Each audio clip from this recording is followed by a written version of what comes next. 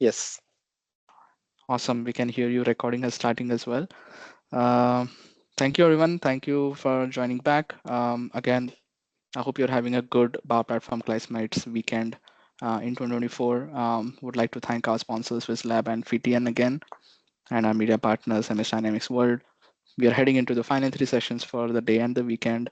And with that, I would like to hand over to Sujit Kumar. And Sujit Kumar, why don't you just go ahead, introduce yourself, and on with the session. Yeah. Thank you very much. Um, welcome to everybody. Um, whoever is watching, it's live.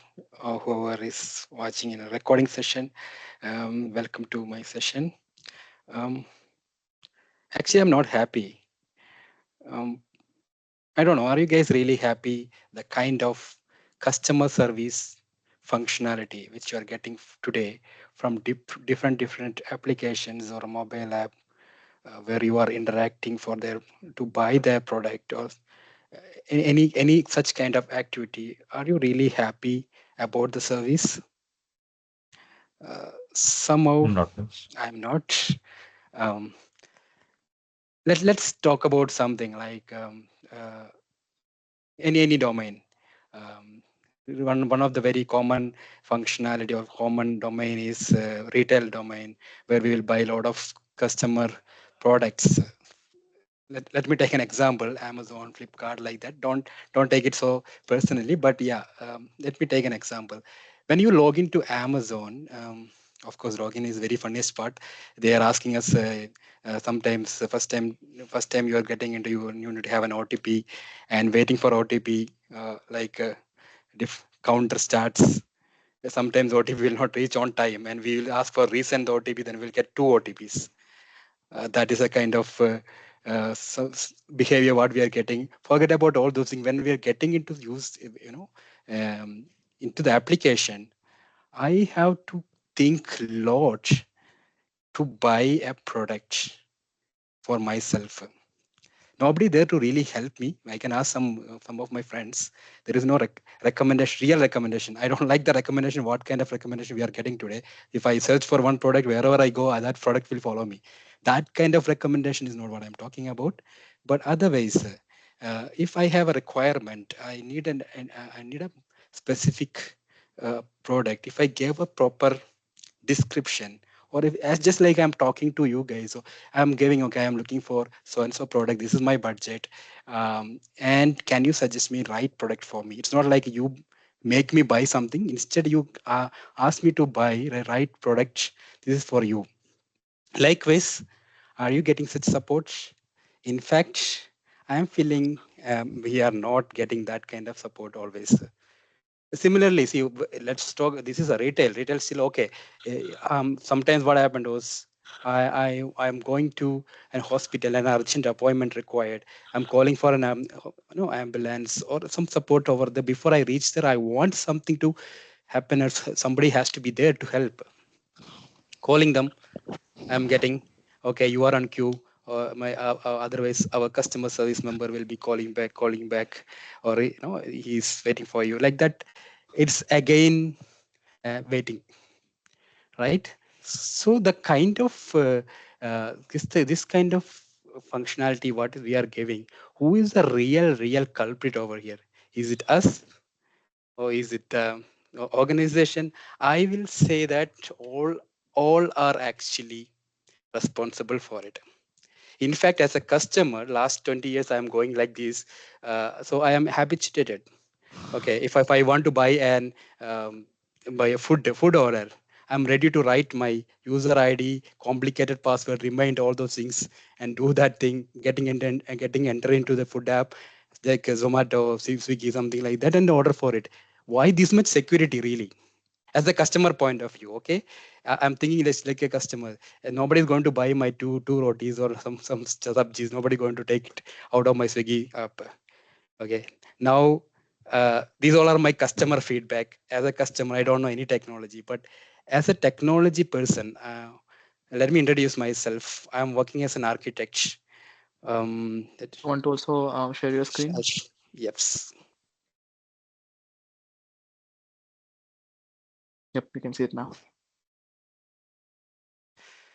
So typically, I like to have my role is, if you look at in my organization, definitely a solution architect or enterprise architect, um, but more into connecting customer relationship with their technology, whatever technology is available or whatever technology they bought. That is my main intention. If they paid this much money for their technology, how do we take out of it better for better customer experience? That is the kind of role which I play.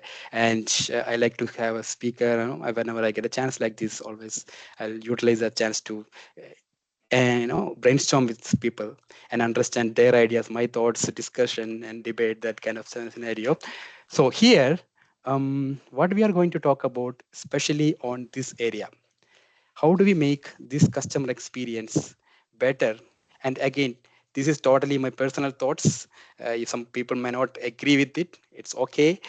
We can debate, but I still think there's an improvement required on that area. So managing this, as I mentioned, who is a real culprit here? As an architect, I'm also culprit here. As a developer, whoever is there, they're also culprit here. As an organization who is paying money for, they're also culprit for this. Everybody could think differently little bit, because things are changing in the market. We have a lot of technologies available. Why can't we use those technology to make sure this customer experience a little bit better? So today we are going to talk about such kind of customer experience, especially with Microsoft technologies.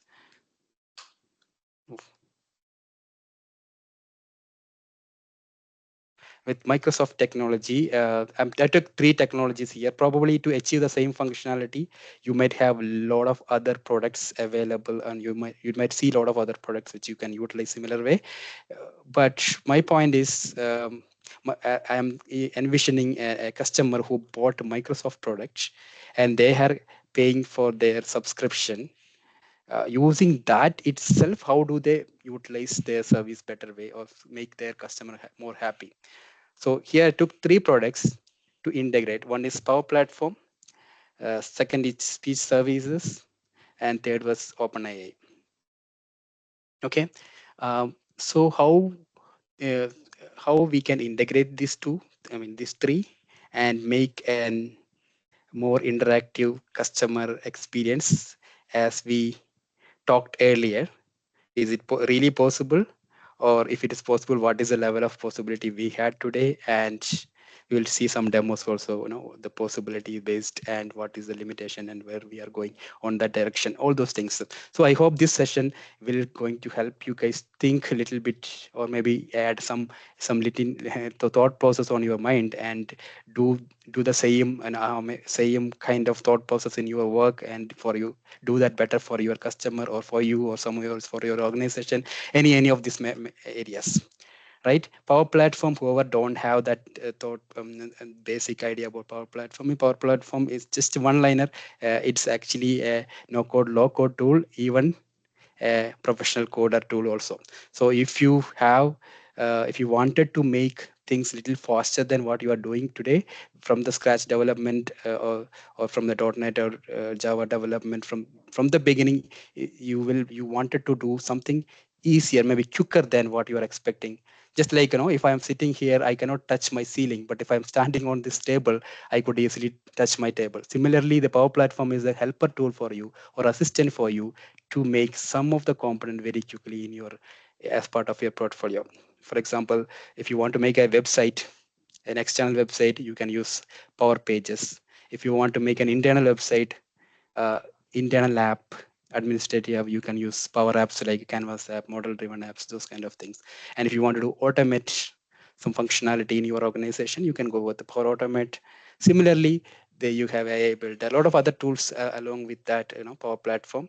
But in our case, we are going to utilize two tools. One is Power Pages, which is actually externally exposable website building tool. Second, even though this Power Platform is very very common, or maybe uh, very one of the buzzword in the market, before that there was a framework. From there, actually, it is evaluated to Power Platform. So people who are using dynamic CRM, for them also. I'm trying to give a demo to them also how actually a dynamic CRM functionality can help us um, having similar kind of behavior. We will talk about that use cases a little later, but just consider we are utilizing two tools. One is Power Page and the one is CRM as an interface. Second, this interface is talking to um, my speech services. Speech services is one of the service which is available. Probably earlier it's called cognitive services. Now it's speech services. There is a lot of progress happening on that area also. Let's consider this way.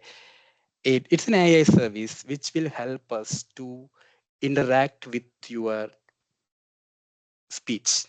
You can convert your speech to a text. Similarly, you can do opposite. That is a basic functionality of speech services. It has a lot of other features. We will touch up some other features too, but basically our session is not only about speech services, so we will touch up those some of the functionalities. Then coming back to OpenAI, you guys already it's again buzzword. You know that, okay, you can use any of the framework, GPT frameworks or any other models which you can give a brain to your application, right? Now the point is, I am going to talk to this application. I'm talking to my website, I'm talking to my CRM. I'm going to talk to that system. I'm going to talk. It's not like I'm typing, I'm moving my mouse and doing something. I'm going to talk, interacting to the system through my voice, and the speech services will help me to convert my voice into text, and this text is sending to OpenAI, where there is a brain behind the scene. The brain will utilize the application or your application knowledge, external application knowledge, understand what is this customer is really looking for, give back him the right product, right features, what he is really looking for. So this is the connectivity what we are trying to build. um, Now let's start all these uh, things little bit. And we'll come back to this demos more detail little later, but I just want to show you guys what kind of output we are getting out of it. Right, this is whatever you're seeing is a trial version of dynamic CRM. Whoever is working on dynamic CRM or Power Apps, especially modern driven apps, this screen is familiar for them. So they will have some navigations here to where they can get different information, data and all.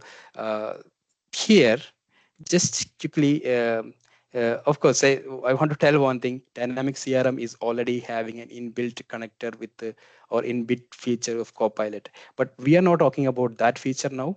What we are going to talk about, a custom feature which we build or which will be expanding the dynamic CRM functionality for the agents. Suppose the dynamic CRM, basically what will happen is we have people who is supporting their customer service call center, those areas, they use this application, or sales team can use this application, marketing team. There are a lot of areas, but it's an internal, generally considered as an internal application which will help us to give better customer experience. Now as an agent, I'm sitting and talking to my customer, my system, CRM system. Customer is calling me, asking me some questions. I'm looking for so and so informations. So as an agent, definitely I need to go here and there, and I need a training to understand what is the data I need to go back to them. Or sometimes some of these CRM, if you extend for your partners, especially you the person, no, the group or the company which is working with you to make a business, you are extending this to them, they can also use it. So instead of giving a traditional UI for them or training to them, or they will have different, the main one of main our main problem is the people who is using the system. They're not like stagnant, they keep changing, right? Iteration is one of the common problem in any business. So if I am getting a new person, definitely I need to take them to ask, okay, this is the train. If you wanted to get this input, go here, click here, do this, that, do that, and a step for thing, like a 20 hours training for you to get some inputs. So then only he is became productive to utilize that system. But here what I'm thinking is, if I am joining joining an organization, I got a CRM, I am looking for some inputs. It should be better way, there should be a better way, uh, for me to get the input what I'm looking for, which I can transfer to my customer. So I am sitting on a sales, customer is asking for example, a real estate sales customer is asking for, I'm looking for this area, this thing, this was to this square feet, this is my budget. I can do that thing to with now I mean the Copilot option with Dynamics, along with any what I'm looking at. Instead of just doing that way, can it be more interactive? So let's take one example like that. So I'm taking module which we just customized only for this demo purpose, only for this session. Just one module we're calling talking board, and there we have two bots integrated. So what I'm going to do is just a simple web resources who worked in Dynamics CRM. They know that what I am doing now. So it is simply like a HTML web resource where it has some code to help me to the same architecture which we discussed earlier. So he one click of it, it's trying to access my voice and talking to AI and collect some input and coming back. So let me ask some question, probably very general. Hey, hi, how are you?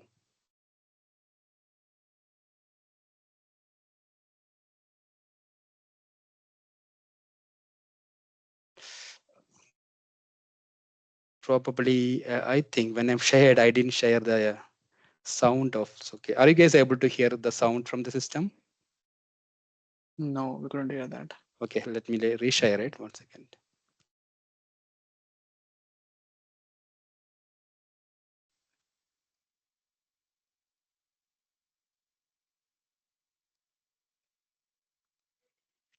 Hi, I'm from Bangalore. What's the weather in Bangalore today? Okay, it didn't collected all information. Still, it's okay. Let's see. Bangalore, officially known as Bengaluru, is the capital city of the Indian state of Karnataka. As of today, Bangalore continues to stand out as one of India's major urban centers known for its diverse culture, booming technology sector, and lush greenery. All right, so it's. I hope you heard what the system is talking now. It's start talking to me, when I'm asking some questions. So I can, in fact, uh, let me confirm it. Are you guys heard the voice is coming out of the system? Yeah, we could hear it. Yeah, sure. Yeah, thank you. Um, right.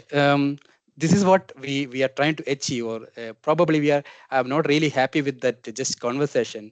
It's obviously like that, right? I want some kind of avatar talk to me instead of some just a voice. So we can do that too. So let me do the similar thing. What other questions we can ask? What's the best way to impress people in a session?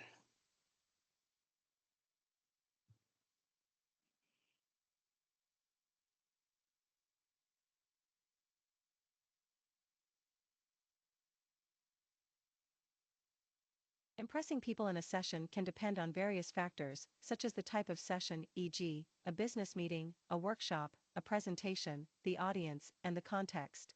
However, here are some general strategies that can help you make a positive and lasting impression. Hashtag 1. Mhm. Preparation and organization. Know your material *, be thoroughly prepared and knowledgeable about your subject. Okay, so now we will see what's happening in behind the scene.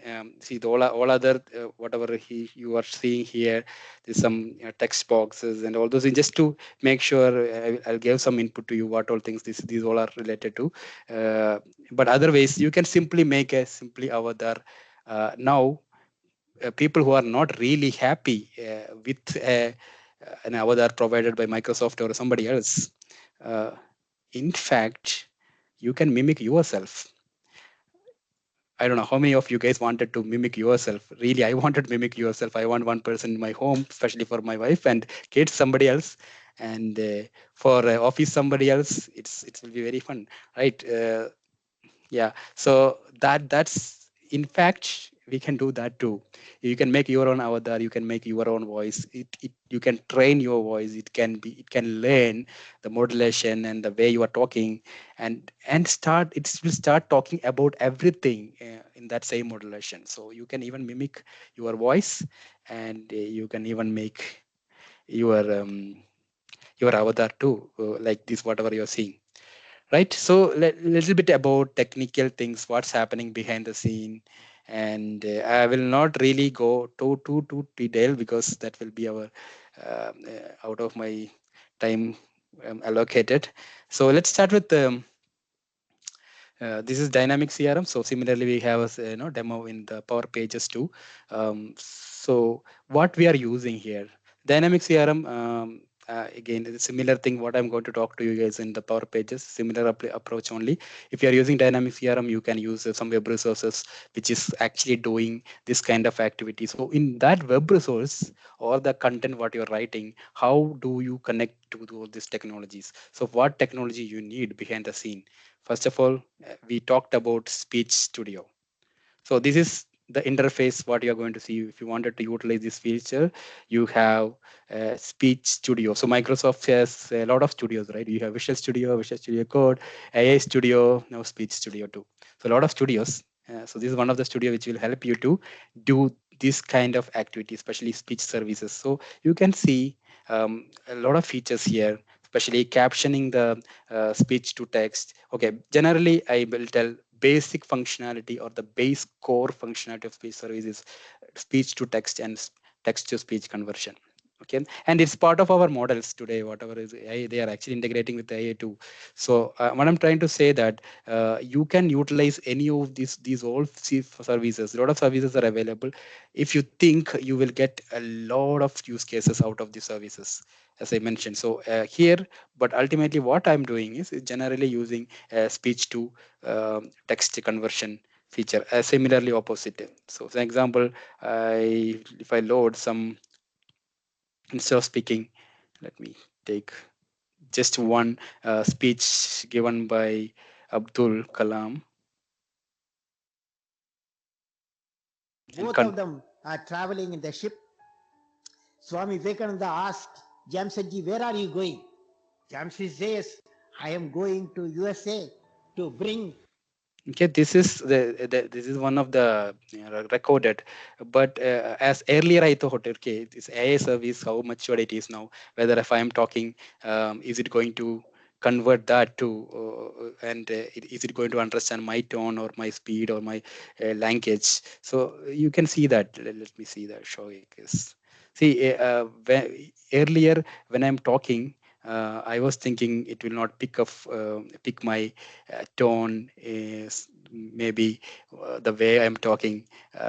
See, whatever I'm telling it, even it's converting some of the words. You can see that. See, everything what I'm taking, it's convert. This feature is by default if available in Teams and everywhere. But what I'm thinking is, why can't we use these features in our custom application too?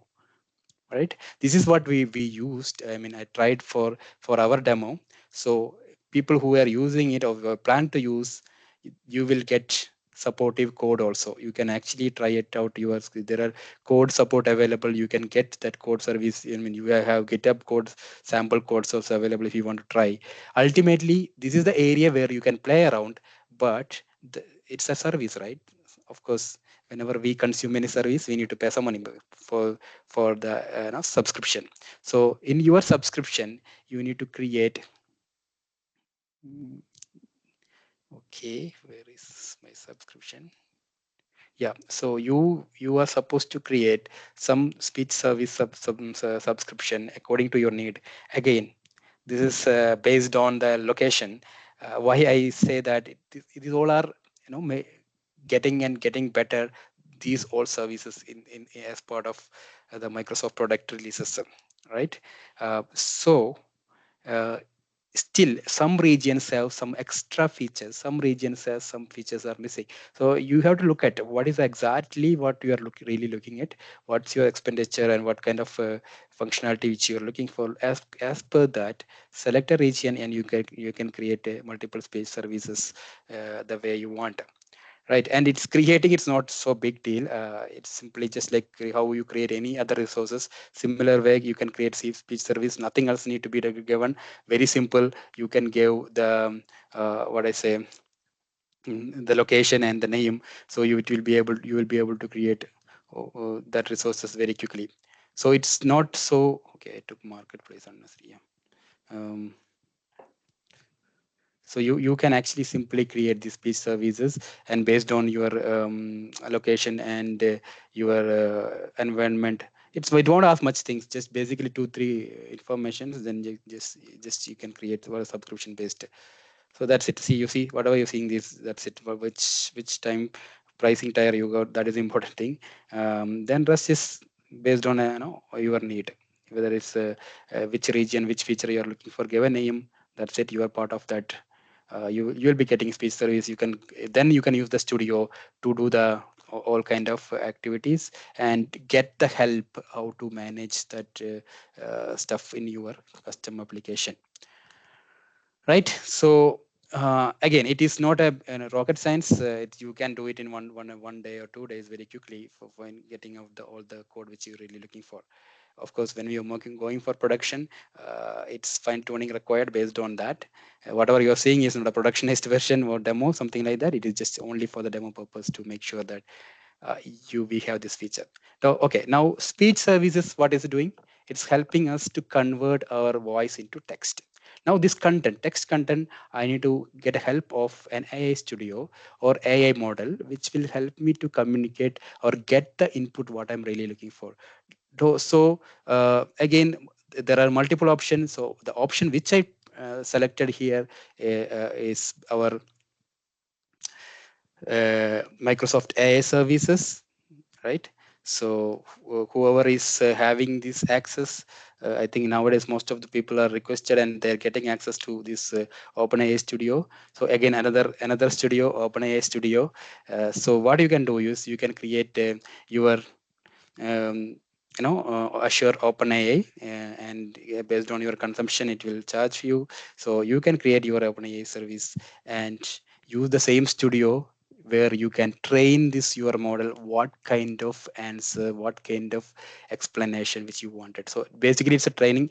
I didn't train my model based on my organization need. Okay, whatever model which you're seeing, it directly using GPT 4.0, and whatever you see, whatever you get it through chat GPT 4.0 and all, similar way you are going to get answer from my model too.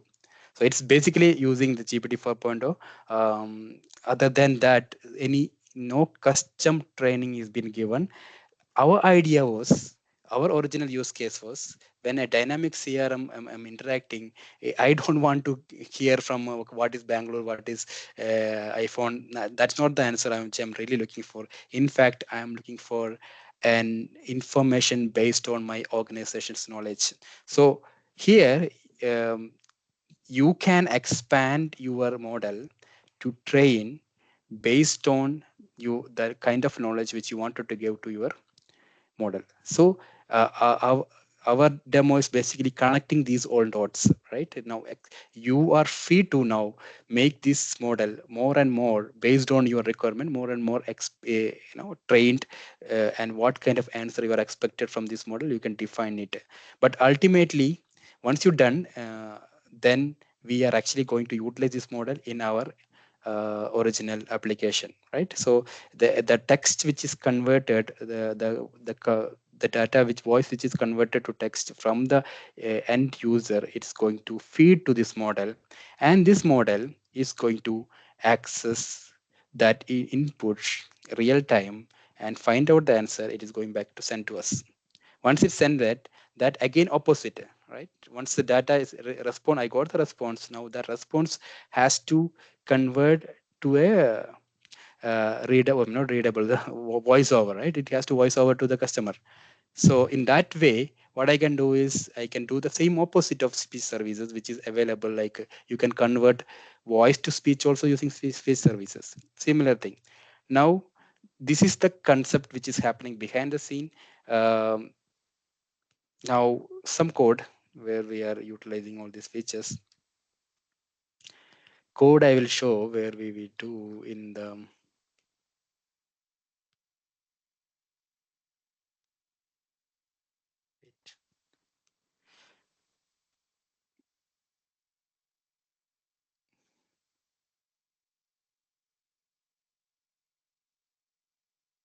So again, whoever is familiar with the Power Pages, you see this interface. It's again a studio, okay, which will help you to do a design very with very no code, low code features. If you wanted to customize your Power Pages, which you are seeing an external member, if you are seeing your organization's information, you are going to talk with them through that. So very generic uh, very generic Power Page site website has been created. So the one which you are going to see, that website, and oops,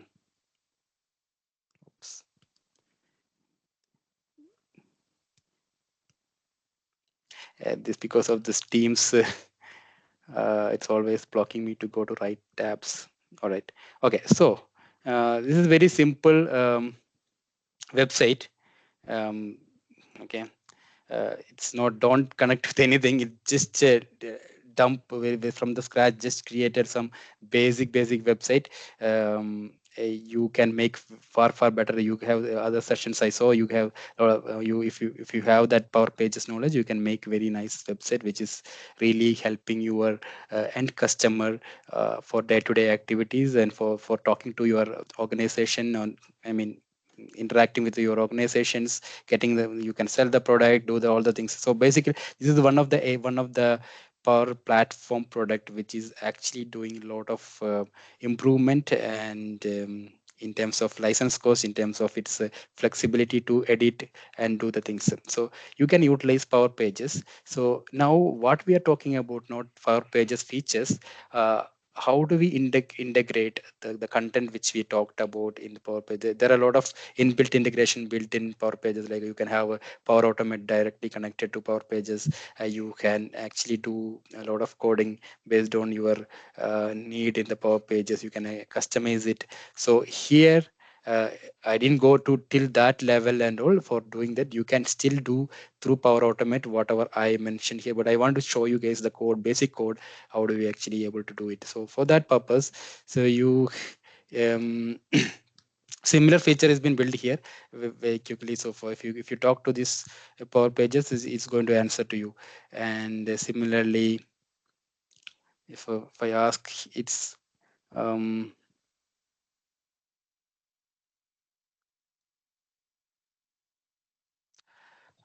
what are the best topic for a session. um, I don't know if that question is really a thing. Didn't collect anything so far. Okay, some see, I just talk It some. sounds like you might be feeling a bit Yeah. uncertain or overwhelmed. Let's start by narrowing down the focus for your session. Could you provide a bit more context or specify what kind of session you're referring to? Here are a few options to help guide the discussion. 1. Study session asterisk. Is there a particular subject you need help with? 2. Therapy session asterisk. Are you looking to talk about a specific mental health concern? 3. Planning session asterisk. Do you need assistance with organizing your tasks or goals? 4. Creative session asterisk. Are you looking for inspiration for a project or activity?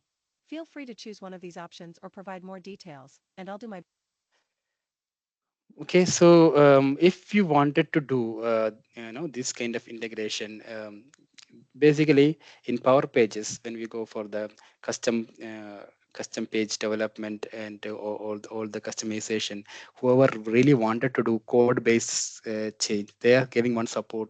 Like once you have created a page, you can even edit the code on the page.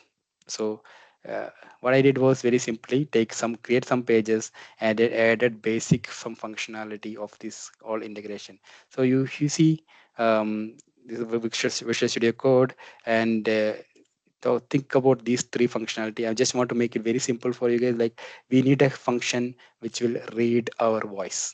We need a function which is after whatever read, that has to send it to OpenAI, and whatever content came out of the voice to text, send it to as an input text. Then OpenAI will respond to me whatever response I want to respond that into as a voice back to the customer. So these are three functions. So these code is basically ultimately all are services, right? So what I'm doing is using speech SDK services, and using that you can see my tokens and everything. It's not that so good to expose it like this, but what I'm trying to say that in Power Pages you have a lot of option to make it a better way, but this is only for our internal understanding. So what we are doing is we are actually doing calling the service directly and pass this input text which came out of the speech to, I mean, the voice, and converting that into the text. Once it's came out, very simple again, it's calling second API. Second API, what is it doing? Whatever text is converted from the voice, it's sending as an input to the second API. So second API simply take that input. Again, what we are expecting to do? We wanted to understand. Where is OpenAI? Okay. This input is going to send to my AI services, which is OpenAI service. Again, we have your API keys, token, endpoint, everything. Just pass it. Ultimately, everything is just an service call. Okay, you're doing the second call, then you are passing these inputs. Ultimately, you are going to just AJAX call, simple AJAX call. You will get a response, right? The response successful is coming. What I want to call the next third option. Call my opposite functional, which is converting my text into voice again. Okay, so it is actually connecting, passing that content, and it will be giving my voice back. Right. So this is what it is. This much is enough for make your websites interactive. Um, so that's how things are changing or expected to change. Probably I'm expected to change in our customer service areas. Similarly, you can expand it. Once you start thinking about, there are a lot of possibility to expand. When I say expansion, uh, similar opposite area is like how perfect it is. But you think in this way, even though if we get a 20 percentage or 30 percentage better customer experience, that will give you more business than you are looking for a perfection. If you're saying that my voice is not picking up properly, it's not giving a proper answer, it's not giving proper response to me, it's okay. But if it's giving at least a better customer experience of 20-30 percentage, that itself do a bigger thing. I don't want to remember my password to open a application like Swiggy. I don't want to go to a hospital where some I on this with all this tension. I don't want to be in a queue and here, okay, somebody is actually going to attend your call. I don't want to do that. When I'm calling, we're looking for an school for my kid, somebody has to tell me what's the best approach, what all functionalities are there, I mean, what all features are available over there, what is supporting me well. Similarly, if I go for real estate buying, I want to buy a house, I want to buy an apartment, somebody has to give me a better experience, not just like whatever they had. I have to research too much, find out everything, which bank I need to go for a loan, which where I need to select, whether that land is really valid land. This is not what the kind of experience which we want. Everybody is busy, everybody working for something. But whatever after we paying money from our pocket, still we want to do extra work for their business. Is it really a valid thing what is happening in the market today? I am paying money to buy a TV or refrigerator from Amazon or some other Flipkart, any other organizations. Is it my I want, are you expecting me to be experienced about your products? I want to buy a car, I want to buy a bike. Are you expecting me to do all the research of your thing? That is your area. You ask me what kind of product I am looking for, a solution architecture for this kind of product. I will tell you what is the best for you, right? Similarly, they has to sell, they are saving their money for the purpose of, just for the purpose of saving money. They are not really helping us as a customer. So as a customer, I'm not happy, but as a architect, a solution developer, I wanted to change myself. Hope you also has to start thinking like about your customers and do some changes. This session, probably if it is gave 1% or 2% of thought process to change your mindset, I'll be so happy. With that said, thank you very much for this opportunity. Thank you very much for organization. All the attendees on Sunday evening hearing me this much time. That itself a great thing. Thank you very much. Open the session for any questions if you have. Yep, there's one by Palash Roy. Um, can we record different language, not English, and then convert it to English? Yes, exactly. So that's one of the functionality in the speech services.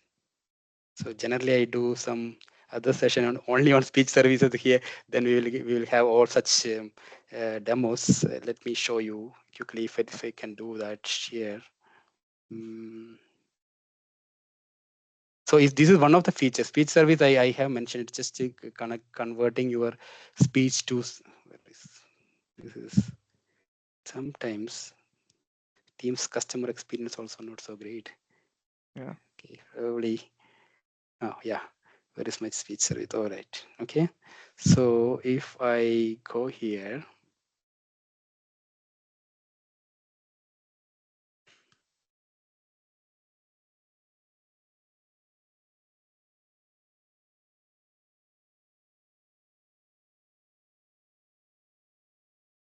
so here video translation. Sorry, not video translation, language translation also there.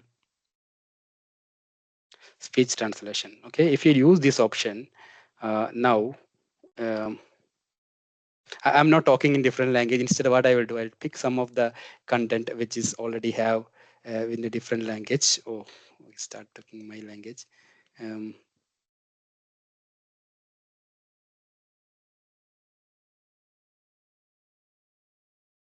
so some welcome note. Okay.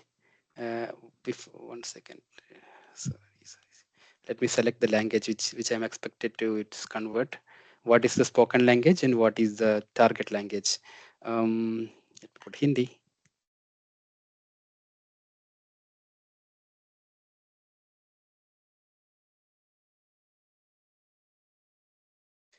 This is one area I'm saying it is not so perfect, but yeah, it is there. For Hindi and all, it's not so perfect, but other languages, it's actually good. It can do real time too. See, I will show.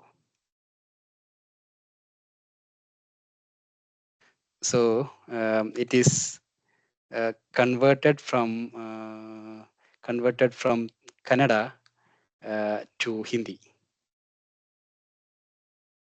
Yeah, we couldn't hear the audio, but I think we Oh, get it. okay. Yeah. Yeah. Yes. Right. Anyways, the other two questions we had before we have a couple of minutes more. Yeah. Palash again asked that, do we need to add the SDK reference before calling? So there are multiple ways to call actually. The one thing what I show you guys about only the script based JavaScript based.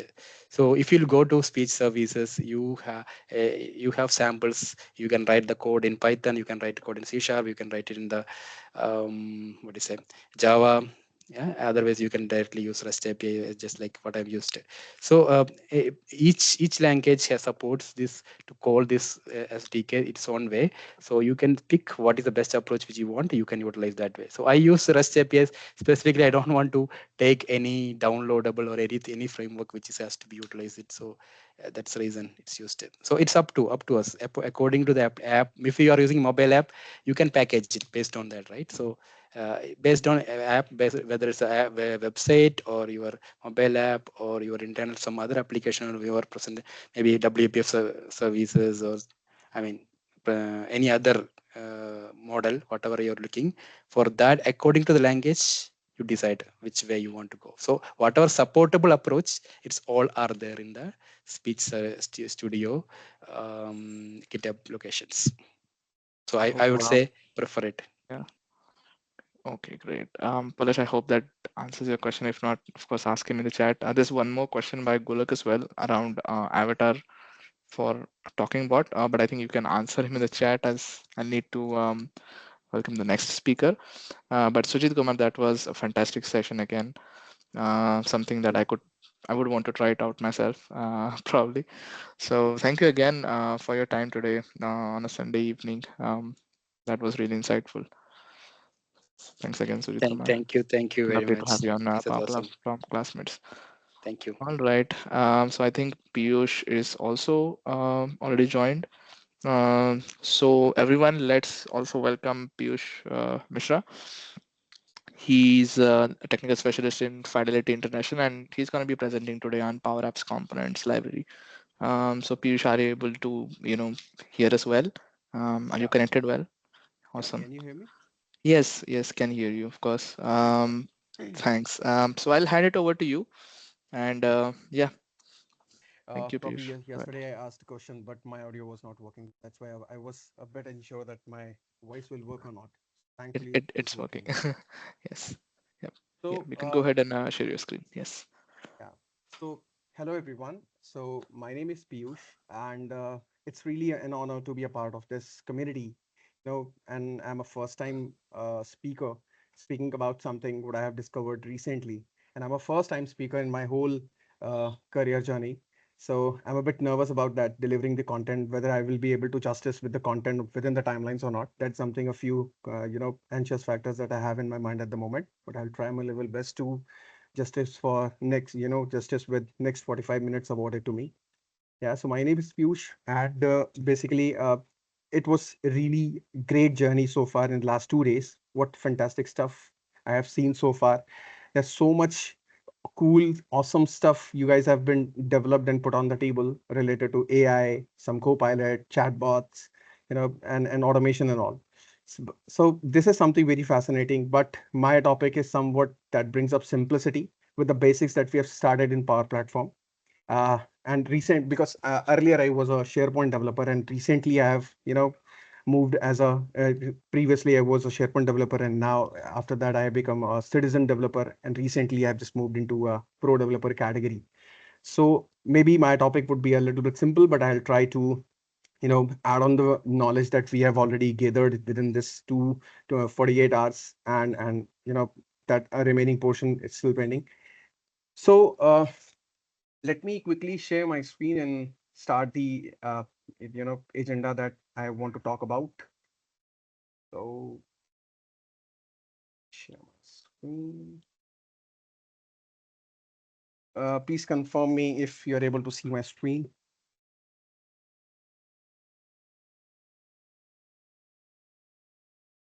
My screen are visible. Can anyone please confirm? Yes. Yes, Okay. Piyush. Yes. Yeah, thanks a lot. Thanks a lot. So basically, this is something related to a Power Apps component library. So imagine a world where the apps that you have developed in your company is streamlined, standard, and consistent, efficient across all the applications you develop in your organization. The word would be very nice, right? That's what the topic is, where that is the component library, where innovation meets with the simplicity. Yeah. So before jumping into the core agenda, these are the few lines on the top of what I'm going to cover. These are my quick introduction. If anybody wants to search it out over LinkedIn, probably these are the quick details. Go to the details for you. I'm a SharePoint plus Power Platform developer. Recently started exploring Azure apps as well. I'm working as a technical specialist in Fidelity International since 5 years down the line now. Before that, I worked with HCL and IDC Infotech as well. Recently I've discovering the speakership flavor in uh, you know uh, career as well, and this was the first time I'm basically partnering with you guys and putting on my thoughts on the table itself. uh okay, so next is something, it's stuck. Okay, so these are the major topics that I'm going to cover in next 45 minutes. So I will speak about briefly about the component library overview, why it is, and how it is basically helping citizen developers and professional developers increasing their efficiency, productivity. Post of that, I'll quickly talk about the purpose and benefits like efficiency, consistency to maintainability and reusability. I'll quickly talk about in details about key features that Power Apps component library is adding into the ecosystem of low code, no code platform. Later on, I'll speak about the Fusion framework. That is the kind of trends that we have seen past in industries, just to be a cost conscious environment where industries are not that much, you know, agnostic towards investing so much cost in accustomed applications. Instead of that, they are pretty much agnostic towards the either reusable components or something that their own functional users can develop rather than sitting up with core development team itself. So that is the Fusion framework that Microsoft is also promoting in various companies right now. After that, I'll quickly talk about the integration of component library, which means where exactly the Power Apps component library fits into the Fusion framework of modeling that company is operating at the moment. Post of that, I'll basically demonstrate a quick scenarios, how exactly the citizen developers and professional developers are blending together in terms of severity of skill sets that they have in order to generate some prototyping and then converting that prototype into the actual product, so that the companies would have profit on the cost that they have invoked into the development process altogether. And the last, I'll quickly recap, and I would be more than happy to take questions from your side. That's a quick agenda that I'm going to cover in next 45 minutes. So without any delay, let's dive into the core agenda, that is component library. So component library, as you might have known about that, it is a quick and a good feature that Microsoft introduced in the low code framework, where end user can leverage the reusability by which end users can increase their productivity, the delivery of their apps in a quick manner. So component library is nothing, it's a repository where developers can store, manage, and create, store, and manage their reusable component itself.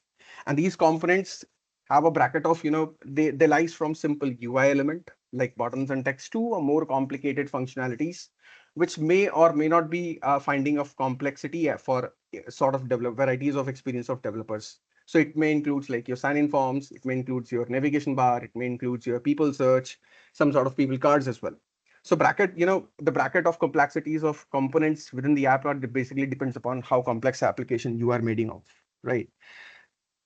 So this is basically the core purpose that why component library is basically required, or you can say the need of the hour. So basically 3 factors, something that I have discovered in my experience, that is reusability, consistency, and efficiency. If I talk about reusability factor, then it means if you created one component at one time and you can reuse this out across all the apps by using component library. This is not only gonna save your development time, it's also make your applications consistent in terms of look and feel and various other factors across all the applications that you develop in your organizations.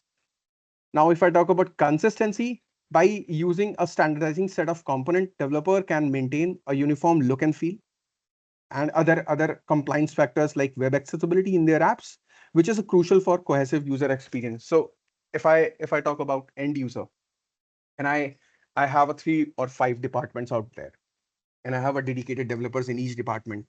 The developers have their own different mindsets.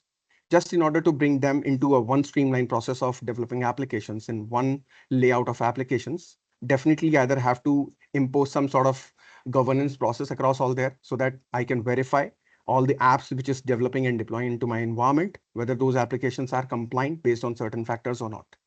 Or I can simply have some provision which consists all those components which are frequently used across all the applications in different departments.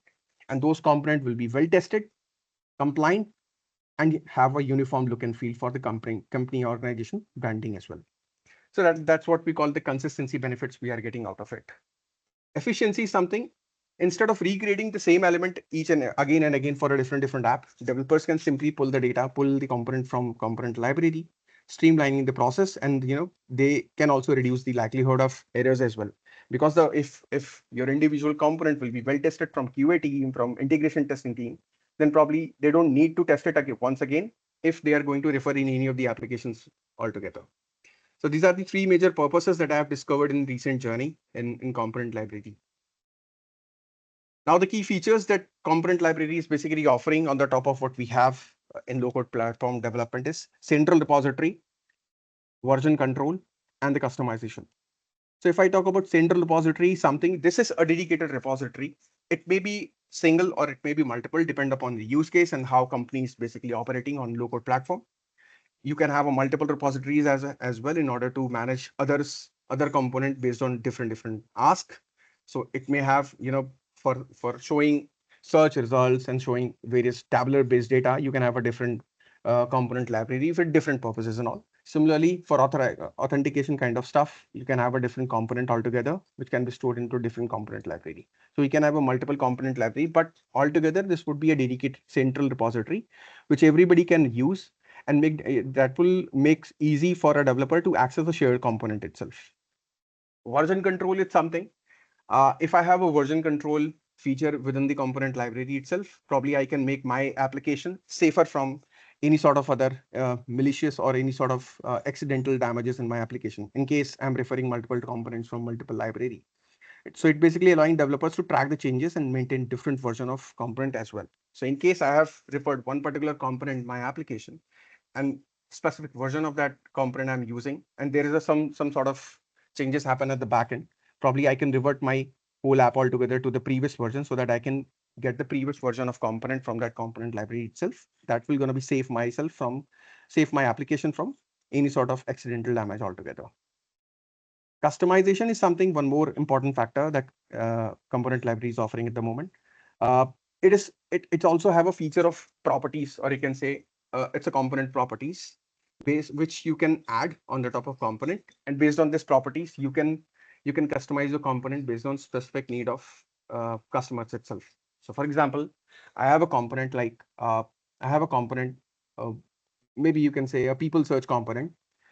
One of the organization needs is that one of the team needs is that my people search would drive from a custom database, and on the other hand, rest all organization want their people search from Azure AD itself.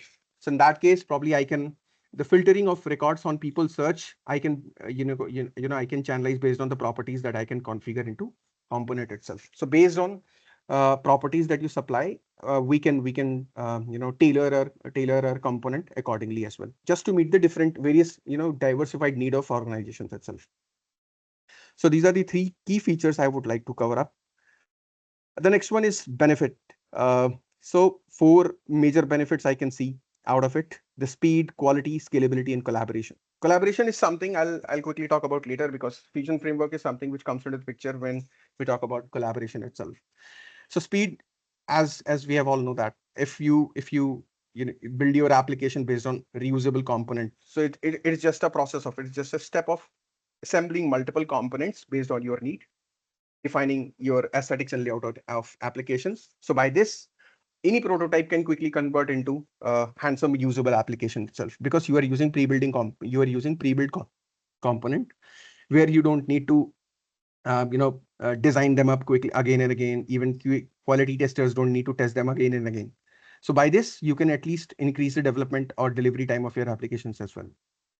So quality is something, again, if you're using a well-tested component from component library, where the components has been tested by integration team, they have been tested by QA team and all. So in that case, what all component that you will consume in your application will be fully tested. You don't need to test them again and again. And that will basically reduce the chances of bugs and inconsistencies in your application altogether. Scalability is something, in a fraction of time, you can market your application based on the requirement. Just because of that, you can extend the application based on functionality, because if we have components in place for various requirements, for example, people search, search results, navigation, or you can have a stage gate kind of navigation as well. If you have all those components ready-made in your component library, probably you can prepare your screens very quickly. We are basically figuring out the various opportunities and avenues to integrate component library with Copilot Studio, where we can be, at the moment, probably we can create Power Apps based on what instructions we can give, but blending of all those Power Apps creation with the organization branding guidelines organization web accessibility guidelines. These are something we are searching out the avenues at the moment on component library altogether. The last is collaboration. Again, it's a fusion framework that I will speak about it later on. Fusion framework is something blending of expertise of professional developers with the citizen developers, so that first prototype can be quickly built by citizen developers based on their own use cases. And so seasoned developer will only bridge the gap between the complex functionalities and the prototype itself. By this, organization can reduce their cost of implementation, even the time to market their applications as well. Team can contribute to benefiting from collaborative pool of resources as well. So that's why the collaborative benefit is something which is crucial at this stage.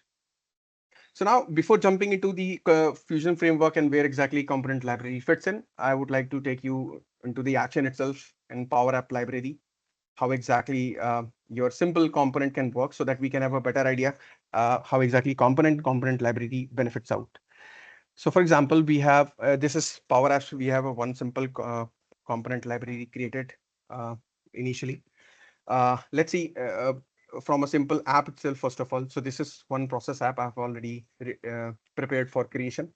Let's say we have one screen. Let me have a screen in place. Let's say I want to create an emoji application where, based on my input, I can use the emotions of that emoji icon itself. So let's say I want to have a component here itself. So let me add a component. And in this component, let me add an emoji icon altogether. Let's say I'm at a smiley icon by default. But I want to change the smiley icon based on my input. It should be converted on based on my needs. So what I can do, a component have component property altogether. So I can create a simple component property called as emoji type, for example. And I keep it input property as a text one, where I will mention the emoji name itself. And based on emoji icon, I can fill it up. So this is emoji icon. So if, let's say, component one dot emoji type is equal to sad, then place emoji type icon dot, let's say, emoji sad, or else icon dot smiley, emoji smiley. Yeah. So this one simple component is ready. Let me rename it out. I want to use this component out in my various screens. So let me have one more screens altogether. So this is, let's say, sad emoji screens. We can have, say, smiley emoji. I'll just simply do one thing. Because this component is within my app, I can get that component within custom category altogether. I can just simply drag and drop this component. And you can see, by default, this component is having blank text, and that's why by default it is taking as smiley emoji. If I type sad over there, this will convert my component into this different emoji. So because this screen is basically related to sad emoji, I can pick it up this one. And simply for a smiley emoji, I can type it over here and change this to, let's say, smile. It will convert this component into smile emoji. So by this, no matter how many screens you have, if you develop one component with one emoji, you can refer them up into multiple number of a screen, numerous number of a screen based on your need. So that's how the simple component work. But the caveat what we have in this moment is that whenever somebody wants to use this same component outside of my application, let's say there is a department, I'm a part of technical architect team dealing with Power Platform low code technology, and I'm basically working with compliance team to streamline the process of development in low code platform. So, and there are a few requirements that there should be a navigation component, there should be a header component, there should be a result component, people search component. There are a hell lot of components should be there, so that nobody allowed to create their own component if that is a frequently used feature.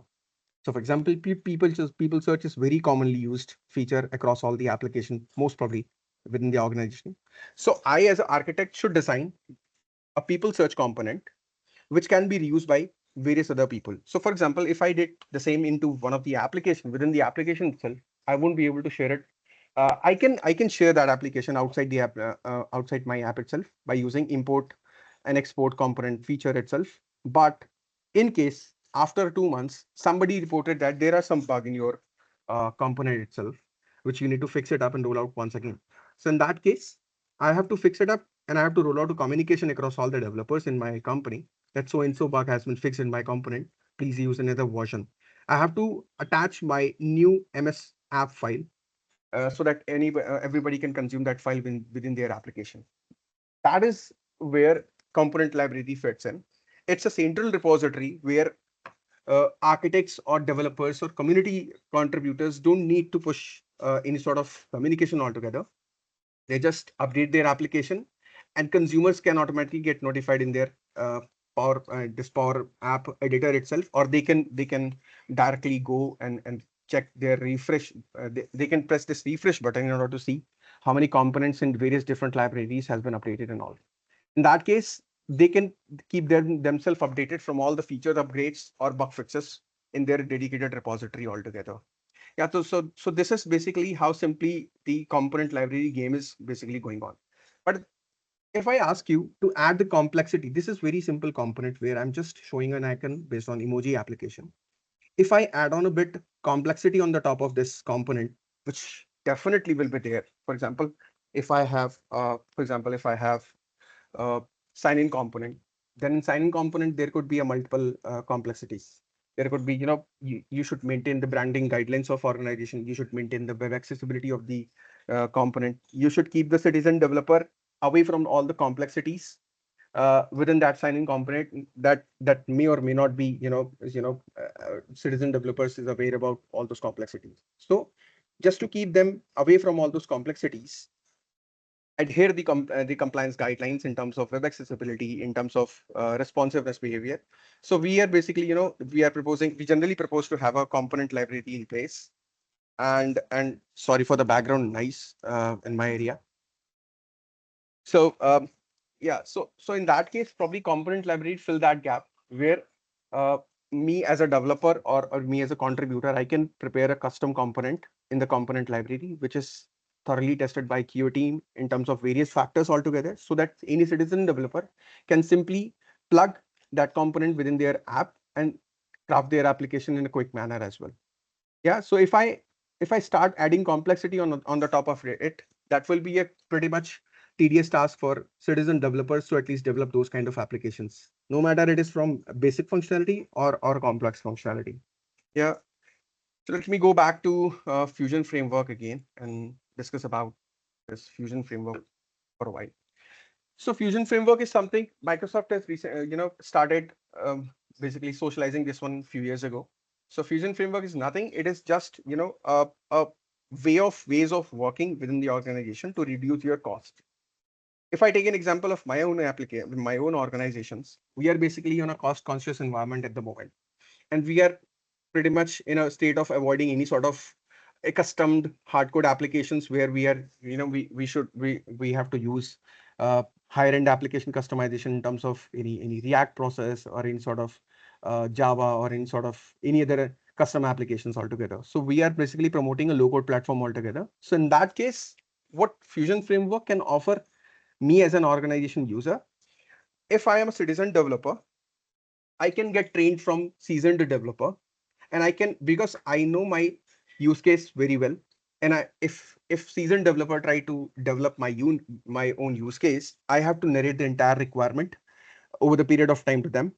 I have to stay in touch with them in order to see the progress and just to be verify what functionality they are developing, whether it is right as per the understanding or not. So all these kind of phases basically takes time. So Fusion framework basically enables me to have some item, with some basic understanding of the app. I, as a functional user, can start building my own use case. And basis on that, once my prototyping has been developed, there are so XYZ complexities that additionally I have to achieve in my application. In that itself, a seasoned developer can help me out. Yeah, so it is a blending of level of expertise in the same skill set in order to achieve right set of functionality with a lower set of cost code and all. So that's why Fusion Framework is a collaborative approach that brings together professional developers, citizen developers, and business analysts to create application using low code and no code platform. This model, as I said, this model is basically leveraging the strength of all type of members, from citizen developers to seasoned professional developers as well. So seasoned developers, citizen developers will develop a first version of prototype. On the top of it, professional developers will assist them up in order to convert that prototype into full-fledged application, which can end user can use it out over production environment. So that this is what we basically called this as Fusion Framework altogether. So where exactly component library fits into Fusion Framework altogether? Let's see. So component library is basically nothing. It is enhancing the framework by providing reusable standard component, enabling efficient, constant, and scalable app development across the organization. What does it mean? As I said previously, if there is a component which is a challenging for me as a citizen developer, because I don't have that much sufficient knowledge to develop low code, even in a low code platform, it might be possible over the period of time. I don't need to, I don't need those component libraries, but yes, over the period of time, component libraries will also gonna be evolved as per organization need also. So if at the moment I'm a bit confused and I'm a bit challenged, it is a bit challenging for me to develop people search component altogether, right? So in that case, what I will search, I will just take an assistance from professional developers to see guide how exactly I can develop people's search component altogether. Even with the sort of knowledge that I have taken from seasoned developer altogether, I won't be able to develop that functionality within a day. So because I don't have that much capability as a citizen developer to develop these many complex component altogether. At least that will take 2 to 3 days to develop that particular functionality. Now, this is the people search component. If I talk about simple sign-in form, if I talk about simple card-based search result component, if I talk about people card-less component, similarly for navigation component. So every time if I have to develop that component, either I have to import, export. If by the guts of God, I have created one component, and every time I'm importing and exporting the same component to various other apps just to build them up. Every time I have to, adjust the component layout as per new application layout itself, if I am not following component library methodology altogether. Right. Now, in that case, what it could be possible that the component that I have made, it was for tablet layout based application. Now I need the same component into mobile based application itself. So definitely I have to do some layout changes on the top of that component I have bring up from tablet based application itself, right? So this is a responsive factor altogether I'm talking about, where the component should be responsive enough so that they can use, they should support the responsiveness in tablet as well as mobile channel as well.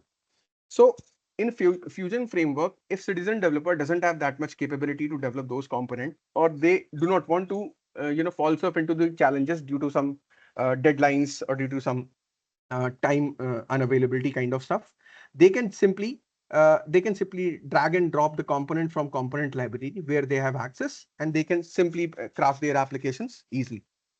Yeah. So let me basically draft you the pain of a citizen developer in organizations, and how exactly seasoned developer help them with the help of Fusion model to scale up their application or build their applications in a quick manner over the period of time. I would like to draft it out through a simple story altogether, and that story basically having a couple of characters. You can say we have a couple of characters in my story. A company called TechCrop, and basically, the title of the story is Tale of TechCrop and the Magic Component Library. And the subtitle is something, a message of this entire story is how Power Apps Component Library transforming the app development altogether. Yeah, so we have a couple of characters in my story. The Elise, a seasoned citizen developer who turned to business analyst, a business analyst who turned to a citizen developer. A Bob. Bob is one more character who is a professional developer altogether. Alice is basically so much fascinating about Power Apps and building, various apps for various use cases into mobile and tablet channel. But what she find that she has to develop repetitive functionalities again and again into in their various apps altogether. Over the period of time, what Alice has researched over internet, that we have an import and export functionality that we can use in order to use various reusable functions, reusable features into various apps altogether. But over the period of time, what she found that, okay, every time I have to import this particular component, I have to streamline this component based on my new app altogether. She just met with the Bob, and what Bob and basically, and she told about their story about the low code platform development. Ellie spent hours to creating a people search and navigation bar component in every app, or you can say streamlining these components into every app. A repetitive task leads to inconsistencies and delays. So what Bob did, Bob basically joined her into a workshop that he was delivering and explaining about reusability, consistency, efficiency. And Bob introduced a component library to her. What next they did? They basically sit together over a computer and craft a search and navigation component, store them into a component library. This is where the example of fusion of expertise this is basically the example of where exactly the expertise is basically working with adaption. Yeah. Now the Elise uses the component library to quickly add the component to new apps, right? And basically this saves the time and ensure the consistency as well. So for example, if I have a navigation component where the colors, the font, and the aesthetics of that component is basically matching with my organization branding guidelines needs. So whenever I use that component in any of the apps, at least navigation component will be as per my branding guidelines, my web accessibility guidelines, and developer, testers don't need to test that component altogether again and again. Yeah. And even on the top of that, what Elise is getting, basically, Elise can add these component into multiple apps altogether, which brings a uniform look and feel across all the apps. And that also reduces the development time. And this is the basically pain point for citizen developers, where exactly they have to repeatedly develop the application. And that's why the development time for them is basically not that good. So component library is basically reducing the development and delivery time of their applications altogether. Now let's see in action how exactly what exactly the citizen developer feels while developing any sort of component altogether, and how exactly component library transform this out. Yeah, let me go back once again to component library. So let's say we have, again, I'm gonna take one more screen, and let's say I want to develop a people component, for example. So people component is something where basic features that should be available is something, there is a text box where I can search it up and based on first name or last name, and basis on that I can get the results out together, right? Let me show you how exactly I can start it up. And mind it, the bare minimum requirement from my organization is that that component should support responsive behavior, that component should have a branding guidelines, it should be web accessible, it should not be, and tester has reported that I'm not going to test the same functionality again and again, do something on that. So what Elise as a citizen developer, they first try to implement the navigation or people search component. For that, they will just drop some sort of rectangle, and they have some sort of, on the top of it, they will gonna be have maybe a search bar out there. For that, they will be have a search, you can say search icon will be there. There will be a text box altogether, right? But maybe this would be a tedious for the first time for her, but over the period of time, once she will be developed the basic functionality with all that requirements, with all that needs and all, right? You can see, developing for a citizen developer, developing a app is quite easy because this is low code platform. But if you work on a ground level, for a citizen developer to start a development in low code model is not that much amusing.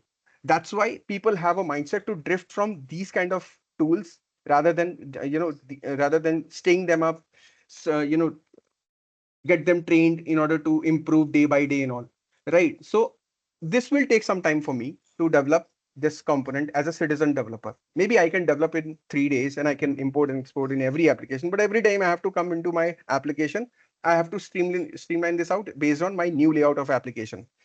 Instead of doing so, what best I can do, if I have I have access in my component library, what simply I can do, I can go, this is my application, can remove everything what I've done, let's say, and I can simply press plus. There is a people search component. Okay. Let me go back. Okay, so there's a, okay, so this is component screen. So let's say this is, let me add one more screen and I want to use the people search functionality. I can simply press on that. I have access on my library component, for example. This comes from component library altogether. I can simply drag and drop, and this feature is ready for me. If I want to make it responsive, I can simply add some containers and add this component within that and do some stuff in terms of X and Y layout and all, right? By this, I can simply, simply achieve this functionality within 15 minutes altogether. Let's say if I have that functionality ready with you.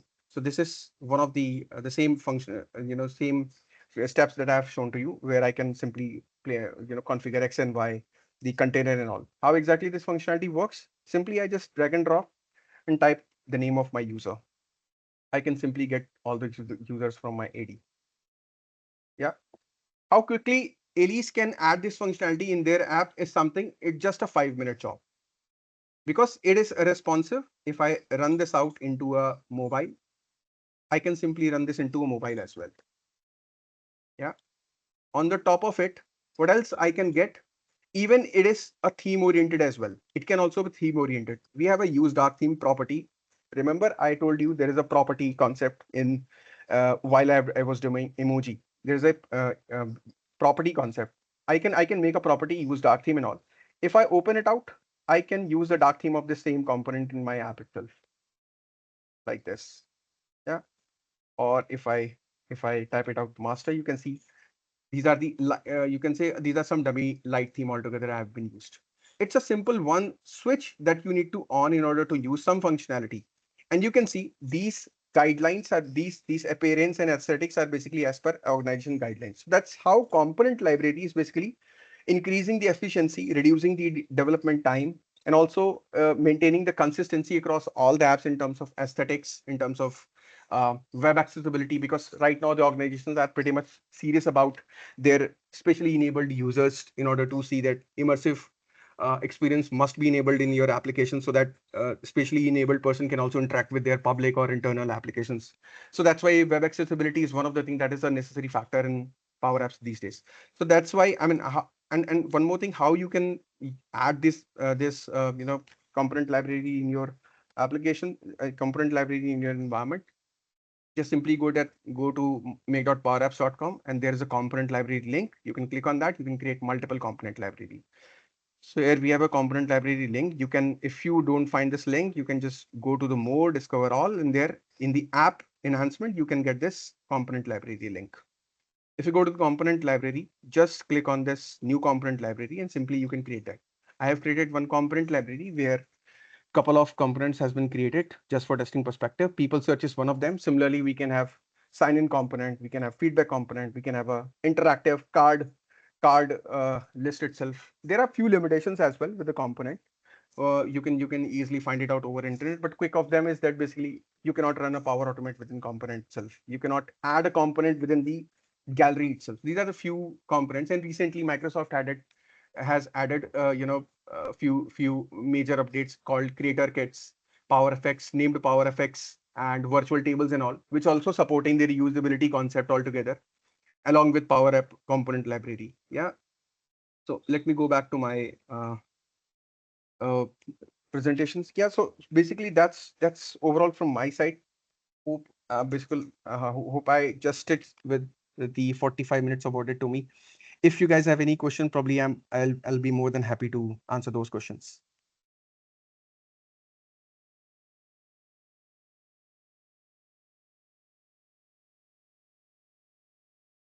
Guys, hope I'm audible. Yeah, you are. Yeah. We don't have any questions as of now, but we still have some time, Piyush, if you want to, share any parting thoughts or anything Yeah. that. So basically, based on my discovery on component library, what my organizations are basically doing right now, they are pretty much focused about reusability factor altogether. Even they are also working with integrating Copilot with Power Apps component library and their flow as well, so that Microsoft, what default offering is that basically based on Copilot instructions that you have in between bots and yourself in terms of natural language, you can create Power Apps screen altogether. but we are basically now blending with creation of Power Apps screens based on instructions with the help of component library, where apps will be created with the streamlined component as per organization needs altogether. So this is something we are basically working upon at the moment, and reusable workflows is something apart from what Microsoft is offering, is something we have created a dedicated library for reusing the workflows as well. And these all are basically the initiatives that we have taken from Fusion framework that we have promoted in our organization. So Fusion framework is nothing, it is just promoting us to collaborate more and more with citizen developers so that they enabled with their own use cases, because it takes time to streamline with the requirement of businesses, and that also a time taking process to understand the requirement and iteratively connect with them in order to show them the progress, whether we are going on the right direction in terms of requirement or not. So just to kill each and this entire stuff, we are pretty much more collaborative at the moment. We are connecting closely with the business, give them a training, give them an understanding about the basic of Power Apps and Power Platform. They are creating their own stuff and preparing prototyping with the with the closely connect with us. We basically providing them support via Power Component Library and few more assistance and all together in order to bring them up, onboard them up into right places so that their prototype can convert into a full-fledged product altogether. So AI capability is something we are basically planning to onboard into component library, so that some sort of wrappers we can create on the top of costly AI solutions altogether. So that is something we are pretty much working upon, and that's great opportunity for me as well to to be a part of this forum. That's definitely a learning scenario for me and learning curve for me to move ahead, and probably I'll try to brings up some more new features to on the plate, so that everybody can also I can contribute on community more and more possible from my side. That's overall from my side Great. itself. Yeah, we just have one question from Ajay. He asks how a citizen developer can start building custom components. So yeah, so if citizen they want to start a custom component, as I shown you, let me share once again. So simply they can go to their Power Apps library. They can go to their Power Apps app itself. If they want to create a standalone component, they can create their component within their apps if they do not want to share this with anyone else. Or if they want to communicate, if they want to contribute on community level itself, they can create the component in their component library itself. Or additionally, once they have created their component within their app itself, they can export the component in terms of MS app altogether, and they can upload their component into component library, so that anybody else can also consume those component for their own use cases as well. So it's a simply make.powerapps.com. Go to there, open their Power App Studio. You can get the component tab altogether. There you can create components, and you can use those components within that app and outside the app as well. Awesome. Ajay, I hope that answers your question. Or if you want to add anything or respond back, you can just unmute and speak about it. Apart from that, we don't have any questions, Piyush. That was again a great session. Thank you, very fluent. Thanks Um, everyone. yeah, something that I never paid attention to, and I always ignored components for some reason. But yeah, it gives me a little bit of more confidence if trying to think in components. So again, if I have to do anything custom, so that's super. Thank you, Piyush. Thanks everyone. Then finally, we are heading into our last session. We are done just about in time. Thank you, Fish, for joining. Also, everyone, please stay around because it looks like, can we check if Praveen Tomar has joined the session? Are you there, Praveen? I couldn't see on the Praveen list. didn't join it. I think Prayesh. Yeah, I'm just checking. Yeah. All right. So while we wait for Praveen to join, let's all, if possible, and I would request everyone to turn on their cameras. Let's have a group picture. Um, and likely we might also do a quiz.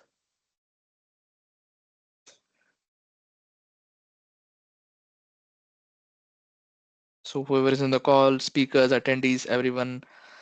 Yes. Hi Pavan. Hi Ajay. Golak is there. Hi Gomti. Dharani, nice to see you. Sujit Kumar, you're still around. Lovely to see everyone. Others So also. Priyesh, you are Yes. taking photo, right?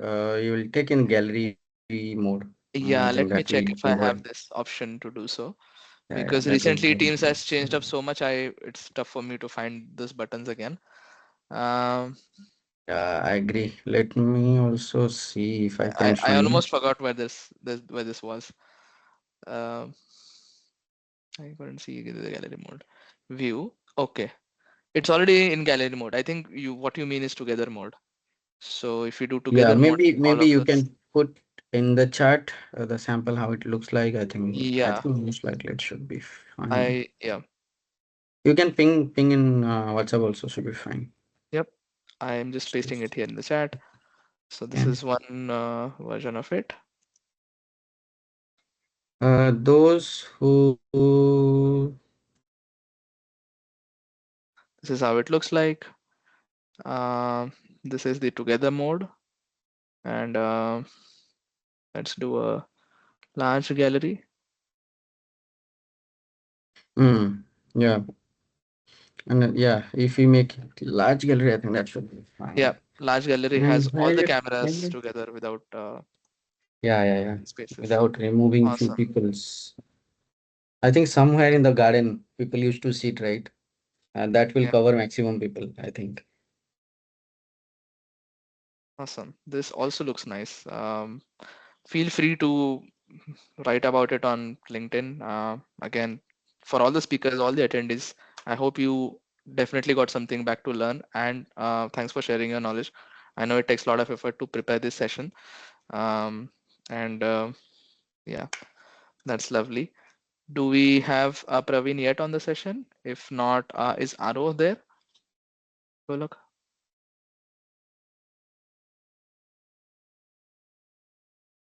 Is everyone joining from India? I think most of you are from India, but some from Singapore. I know Dharni, it's pretty late for you. You're joining all the way from Australia. Oh, sorry, New Zealand or Australia, is it? You muted Dharni. I'm based out of Australia, Pradesh. Great. Pawan, you're in India. From India. Surendra, you're from India. Awesome. I know India. it's Sunday evening. Yes. For whoever is in Mumbai, yeah, we are facing a lot of Dharni, your fog, camera is looking on top, huh? Yes. but we can see you well. Yes, and Yeah. It looks good. No issues. you have some nice light effect. So yeah.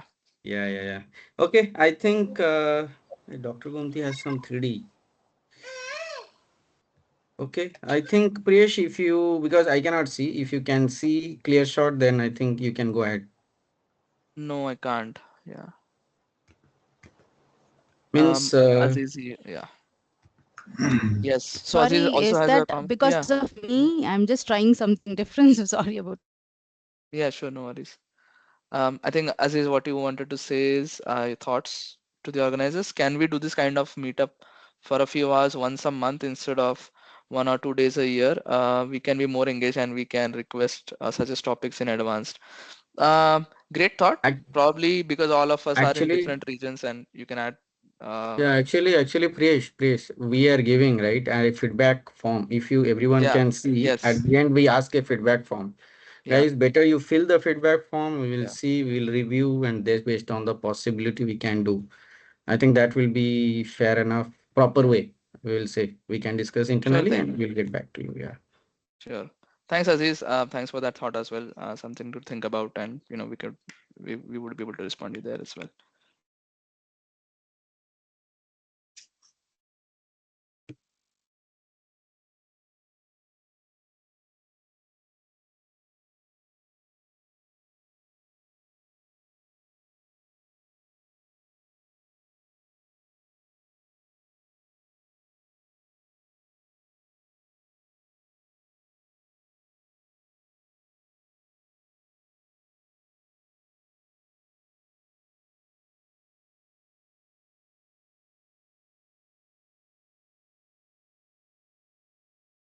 Hi guys, I'm here.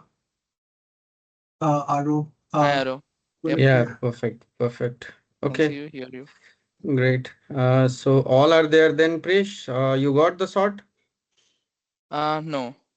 What One second. happened? One Then you second. take the sorts, then we'll take the feedback, then we'll I move ahead. Yeah. yeah, I took a few, but now I can see fewer cameras on. Yeah, Piyush is just back.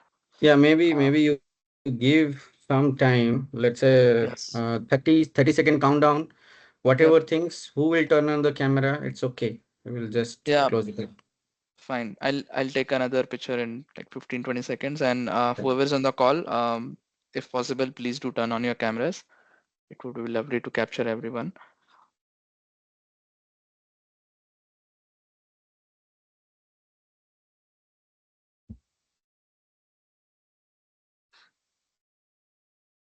I've pasted it in the chat. You can use this picture to post on LinkedIn, tweet about it on X. All right, here we go. 3, 2, 1. All right, I got it.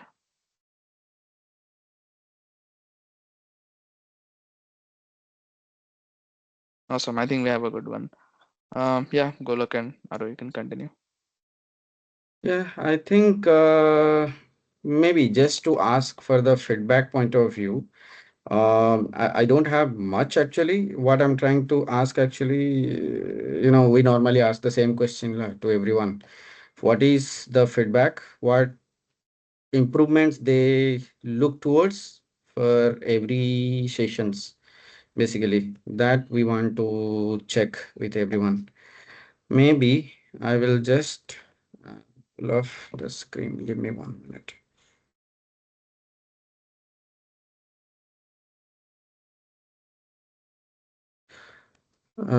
Maybe Arav, you start arranging. Maybe Priyesh, you continue for 1 minute. I think something Sure. hanged. Yes. Yeah. So we'll be conducting a quiz. Aro will be running it through. Are we running Kahoot, Aro? Yes, we are running Kahoot. And okay, so one thing would happen because I logged off the Kahoot Yes. logged off, right? So I have to log Sure. in again. Yeah. So let me No worries. share Yeah. the image once again, Yeah. so that So it's a user fun. can. So for everyone, it's a fun quiz. We do this every time in all our sessions through Kahoot. Now, you get a code, you join into the quiz. We display some questions. You got to answer on your devices. In the meantime, and at the end of each round, you have your points. Cumulative points, of course, make up to first, second, and third winner. Aro just pasted a link in the chat.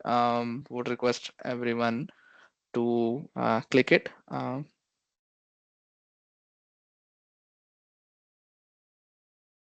So guys, thanks, Payesh. So we always do this thing because it's pretty fun thing, and it's a long day for 2 days. So I think you might get a lot of information. So it's not a test in say, but at least pretty what you covered so far. I mean, last 2 days, right? Some basic questions we are running through, and best thing is that who are are joining and joining this session, they will be able to win a 1 year subscription from Wish Labs. And the cost is 272 USD per year. It's very expensive, with a lot of videos, a lot of quizzes about a lot of exam questions. Example, your Microsoft, your AWS, GCP, lot of amazing content is there. So we are giving 3 winners who can win. So please join in that link. I pasted the question on the chat. And Also, the code is 272914. That's the code, yeah, right, Aro? that is the code. You have to log into that code, and then we have now, how many people we have right now? We have 18 people. So 3 winners will be there, and I expect at least 15 people to join.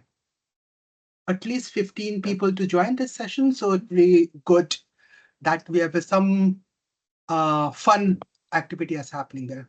Let us know if you have any trouble joining. Feel free to unmute. Yeah, I agree. I think more people join, that will be better instead of more organizers join. Yeah. So this is my Kahoot link, and this is a pin 272914. what we expect is that all the winners, all the people, right? The 3 winners towards the end, you You have guys to there. give your email address, right? So that we can give to the Wish Labs team, and they will you get the 1 year subscription. So what is Wish Labs? Maybe I just give you what is Wish Labs. I mean, I have a link there, right? I'm not promoting, just want to give you, because I'm using it a lot for my own testing Azure content.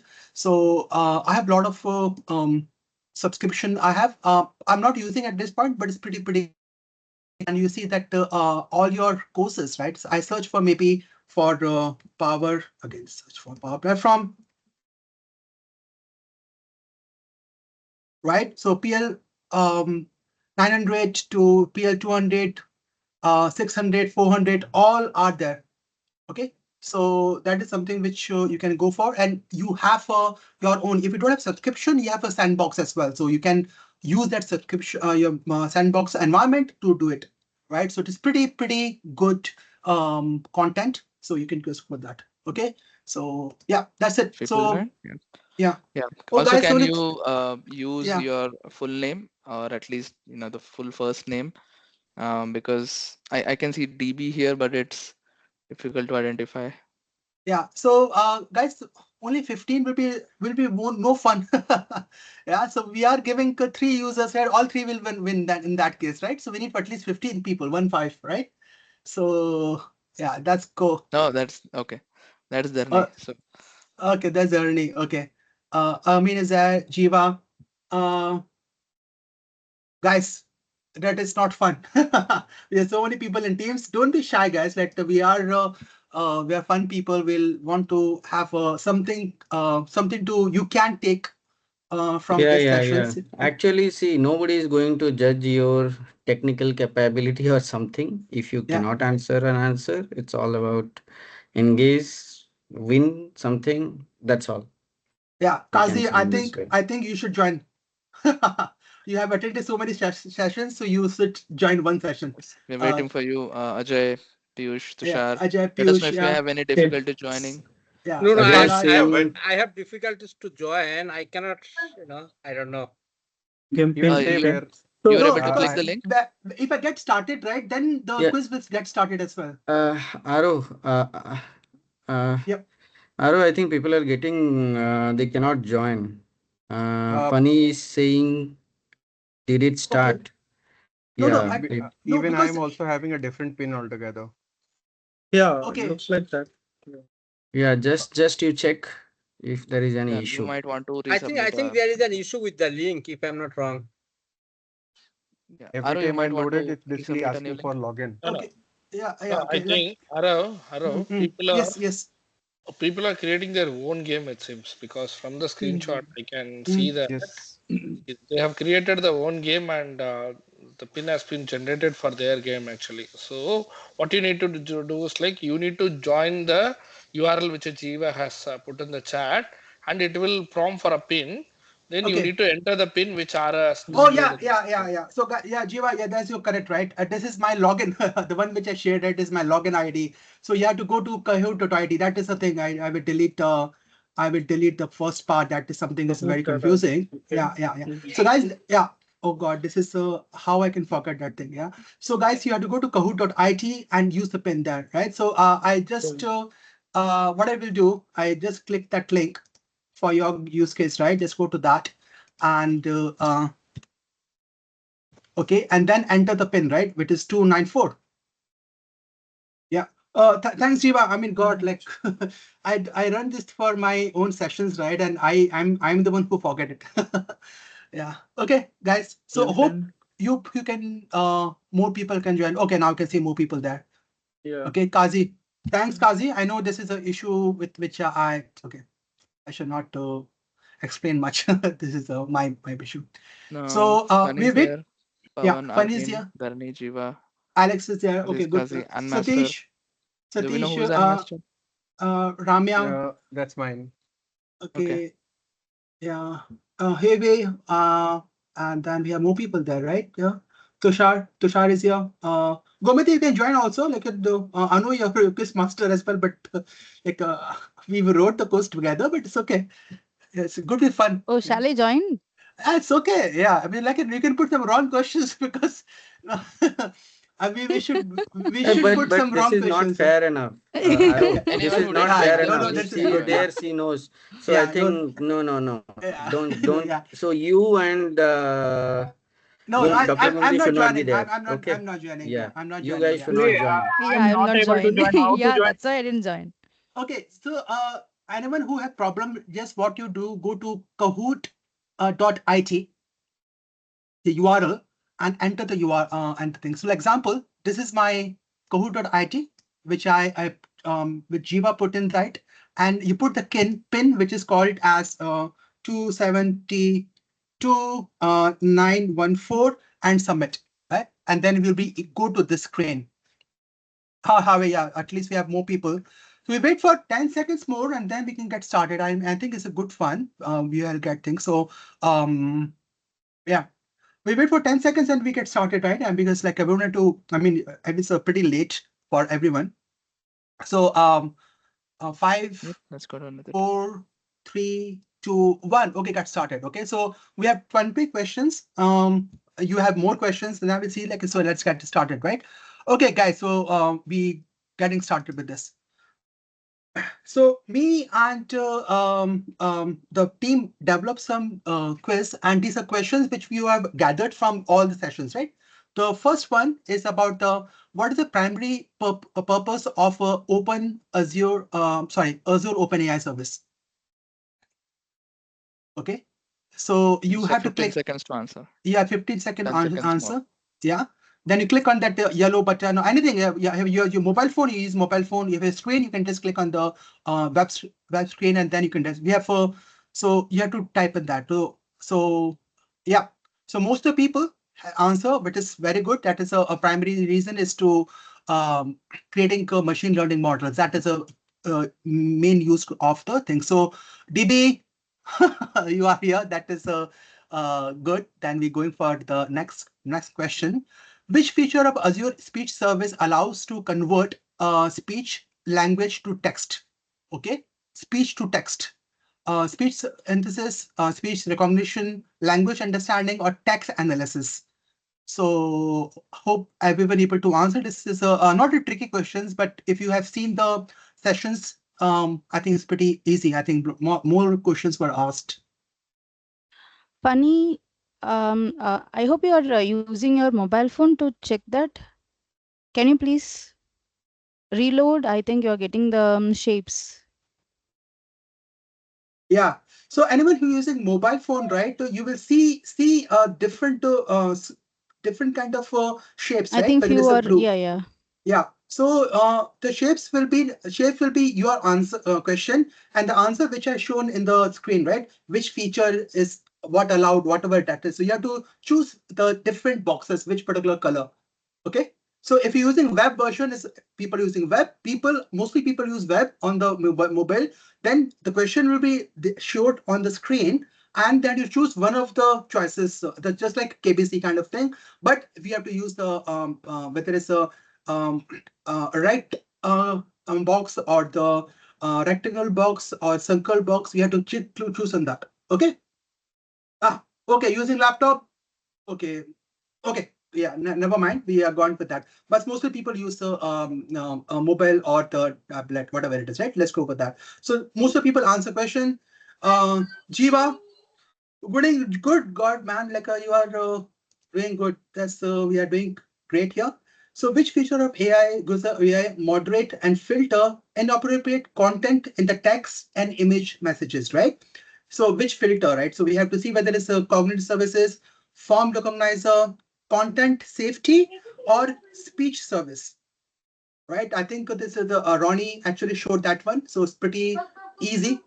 And he's showed in a very fun way. So I think you should be able to know. He mentioned about TIE, AI, and DOS and all.